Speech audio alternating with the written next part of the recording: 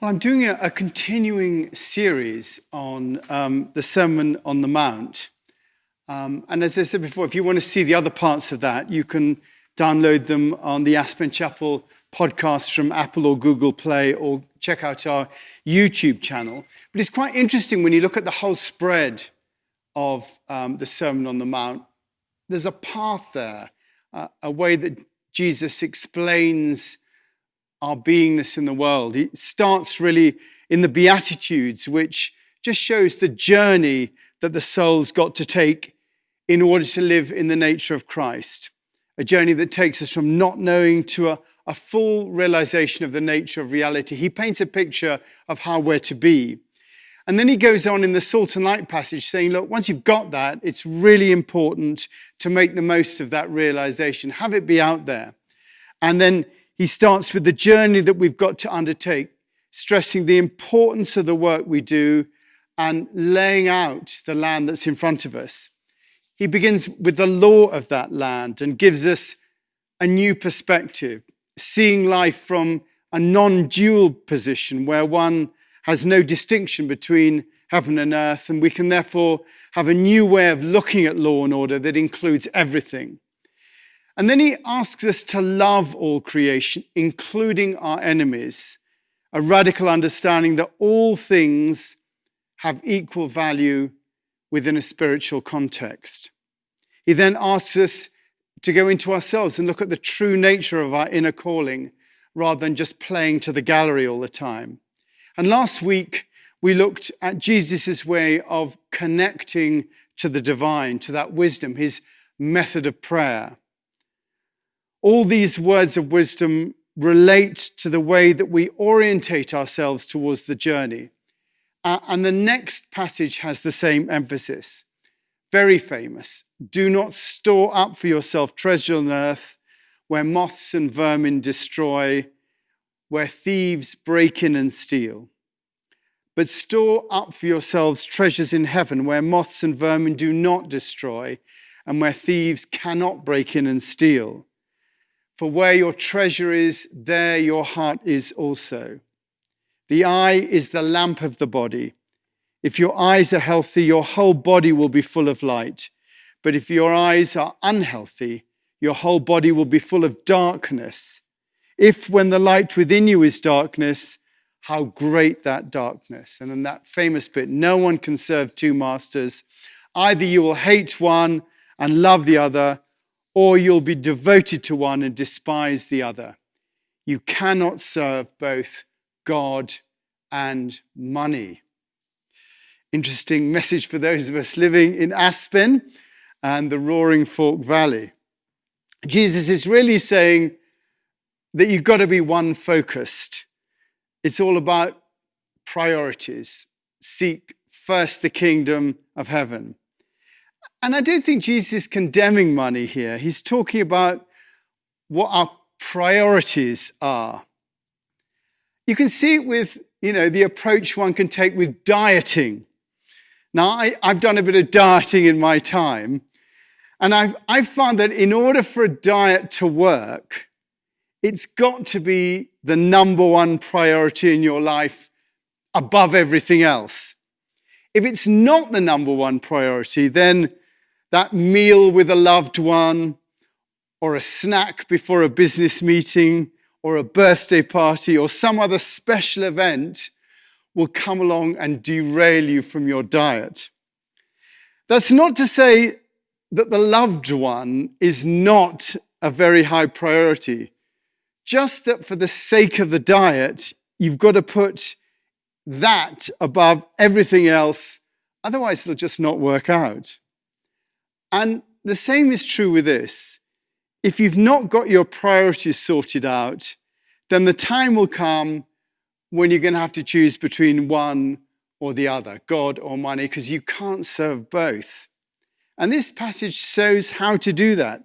Don't store up for yourselves treasures in heaven, but don't store up for yourselves treasures on earth where moths and vermin destroy, but store up for yourselves treasures in heaven. This is about investment. What are we investing in during our lives? Is it baubles, bangles, and beads? Is it the property? Is it the Tesla, the estate? Is it the stocks, the school fees, the retirement plan? Or is it something else? For where your treasure is, there your heart will be also. That which we're focused on will guide the direction of the journey. It'll underpin the decisions and influence everything that we do. And you can see it in the way that people behave. You sense what their priorities are. You can see it in politicians as well. Jesus is suggesting that our most precious treasure is our relationship to the divine, a place of wisdom. And I think that bears out. I know that my fear in life is lessened by the fact that I've invested in wisdom all my life, and therefore I will be able to respond appropriately to anything that comes my way, even death. I've confidence in the wisdom that I've invested in, the philosophy, Philo, love, Sophia, wisdom. Philo, Sophia, philosophy is the love of wisdom. And Jesus is saying here that it's infinitely more valuable than anything you're going to find on the NASDAQ. And you know, I think some of this is finally getting through. New Zealand's Prime Minister, Jacinda Ardern, is prioritizing well-being above economic growth. She says, we're embedding that notion of making decisions that aren't just about growth for growth's sake. But how are people faring, she says? How is their overall well-being and their mental health? How is the environment going? These are the measures that will give us a true measure of our success. When you focus on the material side, it's almost as if you can never get enough. Too much is even not enough. But when you focus on the spiritual side, it's almost an immediate return in the peace that you feel. The eye is the lamp of the body. If your eyes are healthy, your whole body will be full of light. It's about what you're aiming for. What are your eyes looking towards? Is it ultimately healthy, or is it something that can decay and rust? Are you searching for something that is, in essence, just material, dark? Or are you going towards the light? So Jesus is talking about getting our priorities right. And then he goes on to say, you cannot serve two masters. You cannot serve both God and money. And the word used in the Greek is mammonos, which means riches, treasure, money. He's saying that it's a short-term aim to make money the priority. In order to live life skillfully, the priority has to be wisdom, our relationship with the divine, the guiding force of life. Jesus isn't saying that you have to give up money. He's just saying that it shouldn't be the main priority. And we confuse the two because of that famous passage of the rich young man, when a man comes up to Jesus and says, what must I do to inherit eternal life? And he says, you shan't murder, commit adultery, goes through some of the 10 commandments. And the rich young man says, I've done all this, what still should I do? And Jesus says, if you want to be perfect, go and sell your possessions and give them to the poor, and you'll have treasure in heaven. Then come and follow me. And when the young man heard this, he was sad because he had great wealth. He says, Jesus, if you want to be perfect, that teleos word again, if you want to be, it means complete in the Greek. And this, though, is a different passage. It relates to the rich young man. Here on the Sermon on the Mount, he's talking about the ultimate priority not being money. And we know the truth of that. We know that we're born naked and with nothing, and that's how we're going to die. And yet, when the push comes to the shove, it's often money that is our priority. So how do you work that out in practice? Well, for me, it's all about security. Where do we get our security in life? And what's the feeling we have about that deep down? Because our security really is where our treasure is. That which we go to when we're in need. That which we keep to make sure that we're secure, that we've done our best to be okay for ourselves and for those that we love. And for many of us, that is money. We want to keep enough for our family and ourselves to be safe, or as safe as you can be in today's world. And that means our housing, our food, what we have in the bank, money for college or whatever. We think that's what we want. But even Jeff Bezos, who at the last count was the richest man on the planet with $190 billion, is not safe from coronavirus or from the implications of his divorce. He cannot be sure of protecting his family. Things come out of nowhere. And many rich people, they have too much, and yet it's still not enough. We know it from our own lives that although we do our best to keep ourselves safe, in reality, we're all still vulnerable to that which we can't control. It may be money, but to others it may be fame or approval. They feel that that will keep us safe.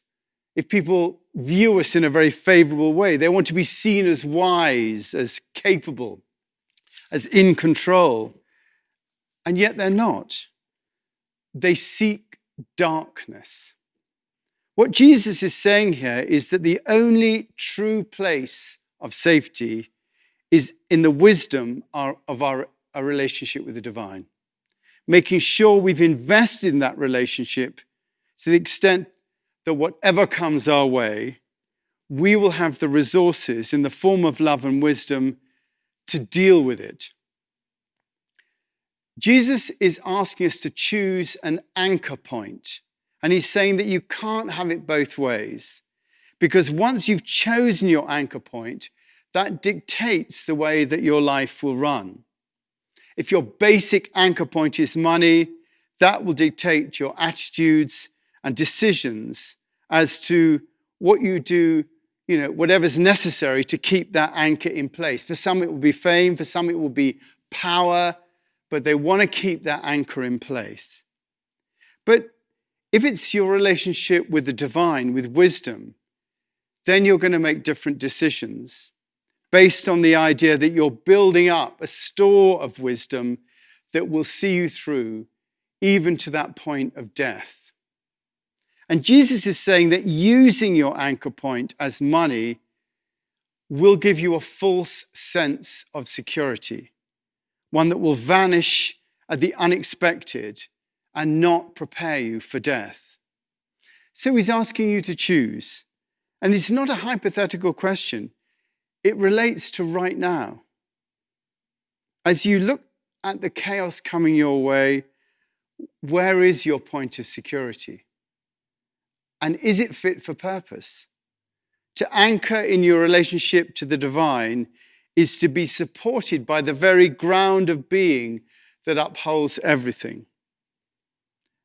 And that has a lot more capacity than exists within Fort Knox.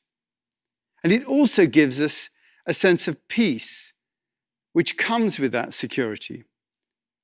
A peace not that you'll be able to control everything, but that deep down you know that you're held by the love that holds the whole universe together. And you have a place within that.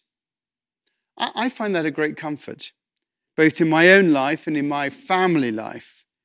I know that there's going to be sorrow and joy and hardship and pleasure, But underneath it all, I'm at home in my life, in all that I exist within, those four walls of love at the center of all things. And there is nothing that can take it away because it's inside and all around. It's part of that latent consciousness, and you can therefore take it with you wherever you go. Money's nice. We all like money. It smooths the path as we go along, but it should be just that, a smoother of the path rather than the destination. To think that we're ultimately headed towards some financial goal is to mistake the path for the destination. Where we're all headed, money has no value. The real currency is love. Interesting enough, the word currency, that word currency means the condition of flowing, from the Latin word currens, the present participle of carere, which means to run. So in a sense, money is not what runs things. It's not what makes the world go round, although many of us think that it does. In fact, love is what makes the world go round. It is out of that love that the universe was founded, love being giving with no expectation of return. And we're given our lives out of love. So to fully participate in the real game of life, we have to recognize that both the currency and the language of the universe is love. Therefore, there is no greater endeavor than to develop an understanding of that love and the way it makes the wheels of creation turn. It is within that endeavor that our true purpose in life is revealed. So do not store up for yourselves treasures on earth where moths and vermin destroy and where thieves break in and steal. But store up for yourselves treasures in heaven where moths and vermin do not destroy and where thieves do not break in and steal. For where your treasure is, there your heart will be also. The eye is the lamp of the body. If your eyes are healthy, if you're looking to that which will keep you healthy, your whole being will be full of light. But if your eyes are unhealthy, if you're looking at things that will not keep you safe, then your whole body will be full of darkness. If then the light within you is darkness, how great is that darkness? No one can serve two masters. Either you will hate one and love the other, or you'll be devoted to one and despise the other.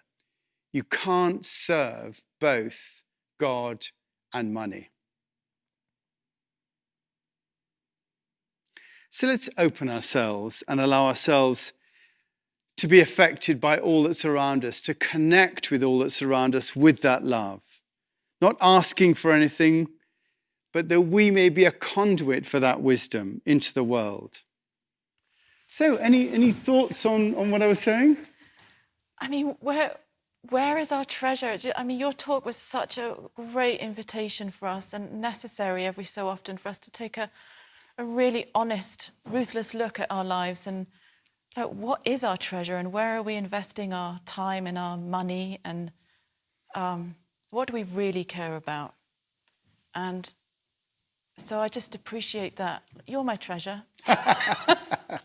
Well, I do think, thanks for that. That's great. I do think there's a personal moment here. Sorry. I do think, though, that, that idea of wisdom being an investment, I think is a really important one.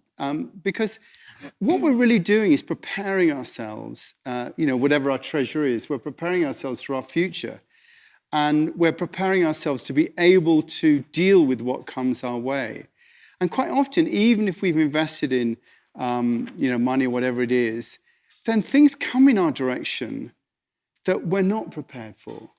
And that it's out of our control.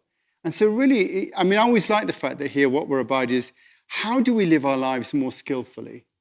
And it is skillful to think, how can I be in a place that whatever is going to come in my direction, I'm going to have the wherewithal in order to be able to contain it. And I think that's really key. Yeah, and those two questions, like where is my security and what is my anchor point? I Yeah. mean, those two things that you mentioned are so cool. And it also reminded me of Christ's words. Well, the whole thing of like, it's so like our appetite is so insatiable. What you were saying Yeah. about is never enough. Yeah. And so it reminded me of Christ saying, I am the bread of life, and if you come to me, you'll never thirst and you'll never hunger. And you know, that's not some platitude. That's like a statement of fact. Yeah. That's just how it is. And you know, that it invites me to want to invest in wisdom, because as the truly satisfying, truly deeply satisfying way. And you do see people roaring off in their lives, and you know, they go for these goals, you know, whether it be power or holding on to power or money or fame of one sort or another. You know, that whole idea that there is some destination that's going to give people what they want. And like in that famous film, you know, Rosebud, you know, the only thing he could remember was the sleigh that he had when he was a kid. He had all that wealth and everything around him, and everything was empty, was dust in his mouth.